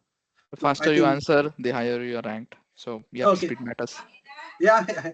So just like ABC, right? The more quicker you get better results. Okay. So Dharani is doing a power, man. Good. That is a good job. Then we have DB. We have That's a comeback. there will be, yeah, that's a really good one. So yeah, so guys, like Golak, also you also give the people who are going good in the quizzes, right? Okay. Which of the following is not a core module of Microsoft 365 CRM, right? So with the sales, marketing, HR, customer service, so which module doesn't have CRM system? Which system, right? So market, yeah, HR, right? So what we have sales, marketing is customer is already a module inside CRM. HR doesn't have, so which is a thing which is missed from there. So let's see. So DB is doing well, man. Like you are on the hot fire, man. Pavandeep, you are good. Jiva, you're doing good. So a lot of people are doing great right now. Let's go to the fifth question. What is the purpose of workflows in dynamic CRM, right? To generate reports, to automate the processes, to customize user interface, or managing security rules. This should be easy one. I think most of the people answered, so that is a thing. But again, quick, fastest finger is the winner. We see who's the thing. So DB is doing well. Okay, so that is a thing. Let's see. So Pavandeep, a 5-strike, man. This is you are doing on your fire, man. Let's go. Let's go to that. So which security roles used in dynamic CRM? Manage backup, define user permissions, customize the dashboard, or design workflows. So which is the security roles can be used in Dynamics? This is an easy one, I think. Awesome, awesome. Most of the people able to answer. Really great. DB, I mean, you are expert. I mean, you should not part of that quiz. Okay, yeah. Which type of Power Apps allowed to create from any data sources like Shape, List, and Excel? Should be an easy one. Model-driven app, Canvas app, Power Portal app, or mobile app. This is one of the simplest one, I will say.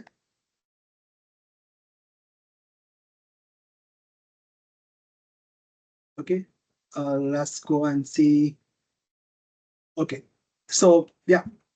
So again, the one thing is right, model-driven app doesn't have that, I mean, standard data because it's using Dataverse backend, but Canvas app have all of the 100, I don't know, 1000 plus connector you can use it. So that is something which is we can use it.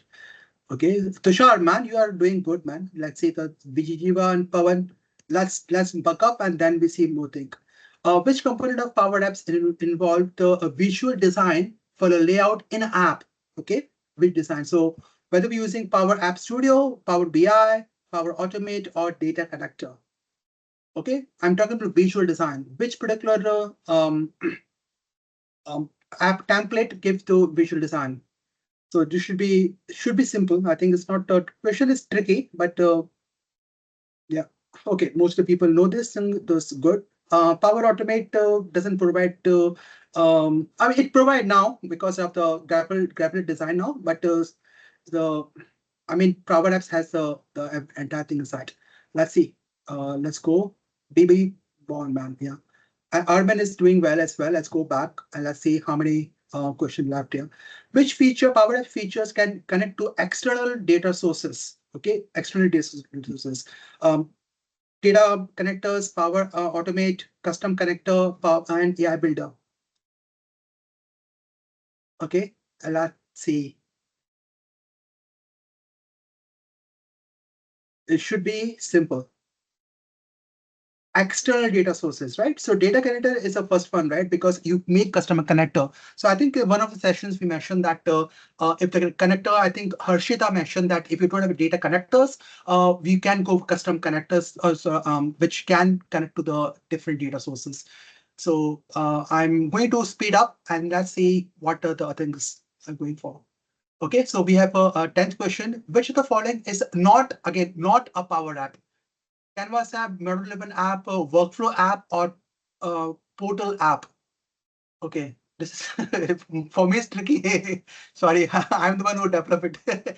Yeah, so we don't have workflow app. Yeah, oh sorry, I forgot. It's a different question. Yeah, so yeah, so it's not a Power App. So we have workflow. It's no. We have Power Automate, but it's not. But that is not an app, right? Let's see. So Jiva, man, this you're doing great. Tushar, I mean, I mean, you will be going well, right? In It Power takes Apps, 1 or 2 questions to redeem. So, yeah. don't lose hope, don't lose heart. Yeah, Takes you 1 will or 2 get flooded. questions. Everyone is quite close. It's just about response time. Yeah. So what is a collection? Yeah, just see, you can, what is a collection? It's a type of screen, data connector, variable to store multiple records, or sorting data there. Let's see. Okay, so right answer is multiple records, right? Collection can be used for things for local database. Maybe you can use it. Oh, wow, how is yeah, so good, really good. I think people are going up. Yeah, so I mean, we have a lot of questions. We can still people can catch up.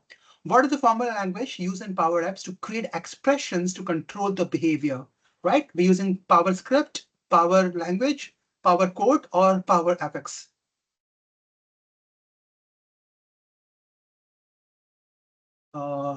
Yeah, should be simple one. That's very good. So Power Apps the right answer, right? Yeah. So DB is on the fire. I mean, like, he's doing excellent. Okay, what is a okay? What is Azure AI primarily used, right? For data storage, for building AI model, for app hosting, or for network security? Wow, network security. Okay, primary use of Azure AI. That is simple. We have so many sessions of AI, so that is good, right? Yeah. So I mean, most of the people answer very good. Okay, and again, don't be thinking this is not an exam. It is for your thing to fun. Like in 2 days, we have covered so many things. So I know it's tough, but at least you have some fun. You get some award also, right? Towards the end. Which feature Power BI allows to schedule a data refresh for your reports? Okay. Yeah. Data import, gateway, Power QA editor, or data flow.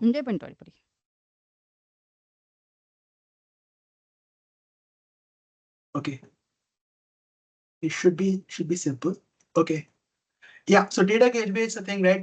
Many people, right, I have questions from many customers at times that how we can connect to my on-premises to cloud, right? So data gateway is the right to do it. I mean, yeah, you can do from other system as well, but something is very okay. Let's go. We go to next 15th question. What is DAX in Power BI? Okay. So there are a lot of things. I get confused as well at times, but it's okay. Data analysis expressions, data aggregative XML. Okay, I can't pronounce. Okay, it's okay. I think people are better in the pronunciation of this. Okay, yeah, that is a best one. Yeah, DAX. Okay. So next one we will do for the 16 questions. We have 4 more questions. What is the Azure Cognitive Service to use for translate language to another language, right?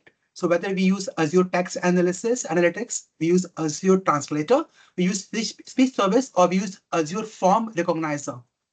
So which service you mostly use?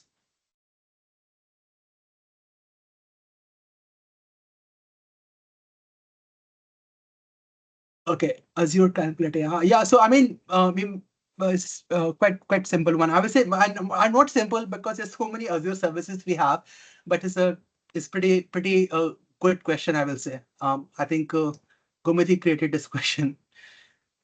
Yeah, guys. So next one, yeah, it's a good question. I get confused.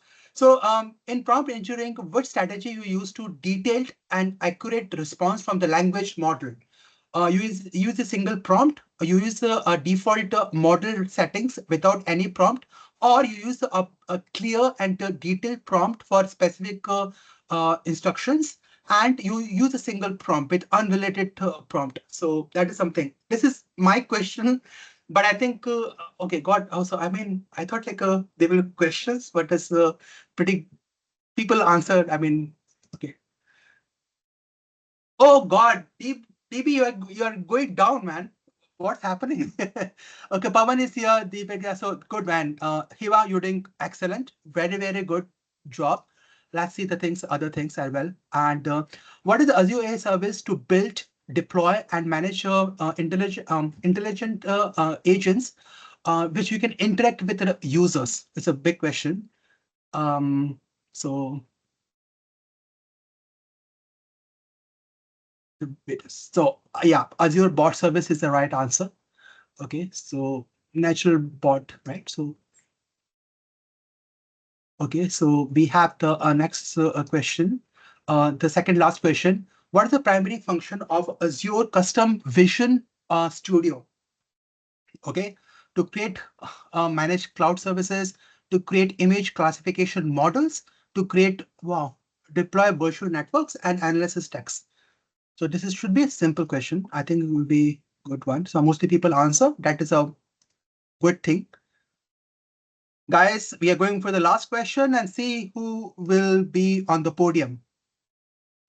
How we can Azure AI service and enhance the Microsoft technology ecosystem, right? So they have a lot of AI services. So which is the best one we can do it, right? We can use Azure Microsoft Office files. We can use AI models in Dynamics 365. We can use Windows system. We can use Xbox. So AI with the Microsoft ecosystem. Okay. So it should be common because, okay, Mr. People answer. That's a good thing. And we are going to podium right now. We drum rolls. We have winners. Pawan. Awesome. Awesome. We take a screenshot also. Can you help to Priyesh can take a screenshot? Yep. Jiva. God, this is But an amazing job, and I will yes. really appreciate that all the One people. second. Yeah. Can you also bring up 4 and 5? I just missed taking 4 and 5. Oh yeah. 4 and 5. Okay. Somebody let me see. Full report. Let me check. Yeah, because we'll need to surpass the organizers themselves. Questions, right? Let me see the. No. I will share the thing. I think one was Huawei and second is one more. Let me check. Yeah. Yeah. Okay, we'll do it again. Let me check. Pavandeep is said, and then we have I think Alex was also one inside, I think. Oh, I could not say. Yeah, Tushar and Huawei. And Huawei. We take a screenshot of that as well. So guys, what we need your help is, right, all the 5 people, all the 3 people, we need an email address, please. And yeah, I just pasted it in the chat. Okay, yeah, sorry, yeah. You need to you need to just submit us your full name, your email address, and your postal address to ppclassmates@gmail.com, and we will be sending you your winning prizes over email. Yeah. Also, additionally, there is a book by Goloknath himself. Goloknath will also be sending you his book as well on deep dive into Power Automate, learn by example. So I'll just paste the link of the book. That will also come through once we have your details. Thank you. Thanks a lot. It was really fun. Congratulations to all the winners. It was fun. Also, others, I know it was close, but I hope it was fun. Definitely that. And we'll try to convey our next session's date soon. And do follow our page on LinkedIn. Do follow our YouTube channel as well. Recordings do get posted there in a few weeks. And I hope you had a great weekend to share knowledge, network. Hope you found new connects post this, which you will go on and interact and learn something again, build something exciting for your organization, for yourself, for your customers and everyone around you, for your teams. And it was a great Power Platform Classmates event again. And thank you everyone for who joined. And we look forward to see you all again soon. So once again, congratulations to all the winners as well. And thank you everyone. I hope you have a good rest of the weekend.